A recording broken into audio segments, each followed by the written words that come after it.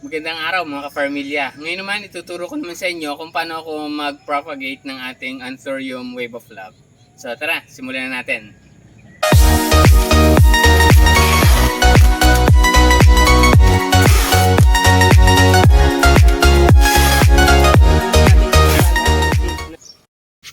Ito yung bunga o bulaklak ng ating Wave of Love. So ito lang yung kukunin natin.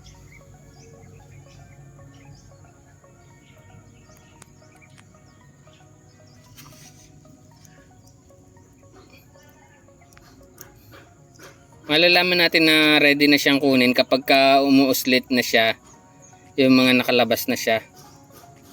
Pag mga ganun hindi pa pwede, yung mga nakalubog pa.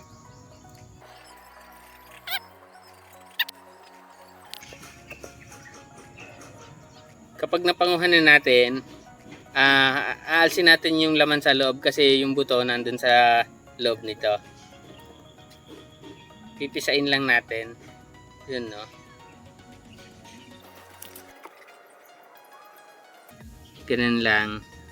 Kung may iba kayong paraan ng pagpipisa nito, gawin nyo. Wala namang nire-require to. Basta makuha nyo lang yung buto sa loob. Yung iba, ginagamitan ng kutsara, pinipisa ng kutsara. Mas madali para sa kanila yon. Mahalaga kasi mapalabas natin yung buto tapos tutuyuin natin siya, hindi sa araw. Hindi kasi, maliit kasi ang chance na sumibol, maliit yung percentage na sisibol siya kapag itinanim natin siya habang sariwa. Katulad din siya ng mga binhi ng sitaw, ng kamatis na maliit ang chance sumibol kapag sariwa mo itinanim. Oh, may naglalako pa.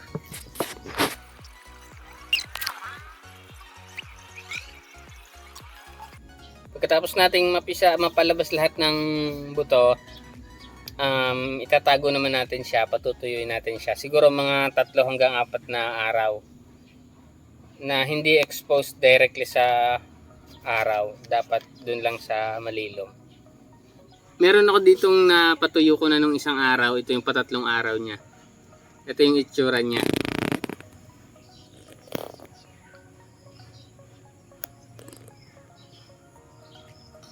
So, tuyo na siya, ready na siya ipunla.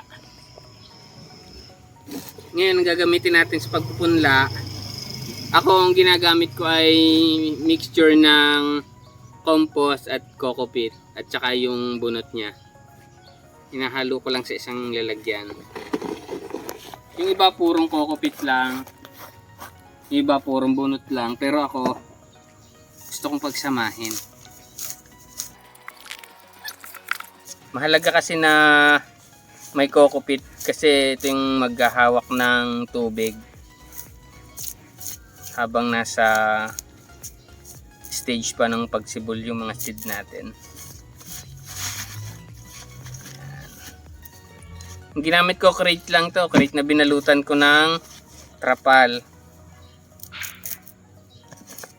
Pwedeng hindi dito, pwedeng sa paso, nasa sa inyo kung anong available sa inyo.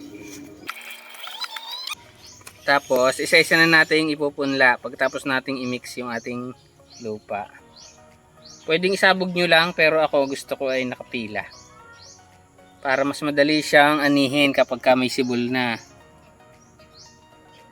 Kasi pag sinabog mo lang, merong dikit-dikit minsan.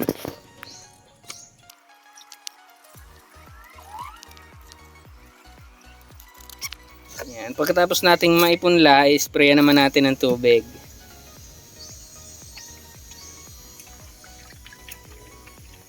Kailangan nating masiguradong lahat ay nabasa.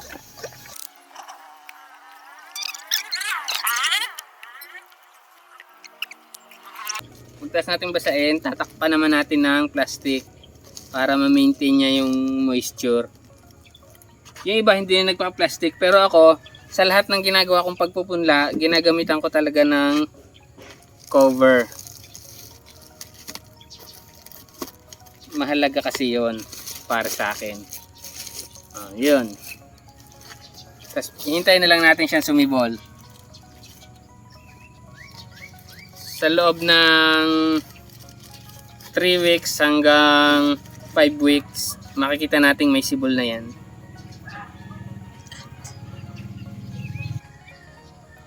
Natapos na naman tayo sa isa na naman nating video. Sana marami kayong natutunan. At kung meron, huwag kalimutang mag-subscribe and like sa ating channel. Salamat!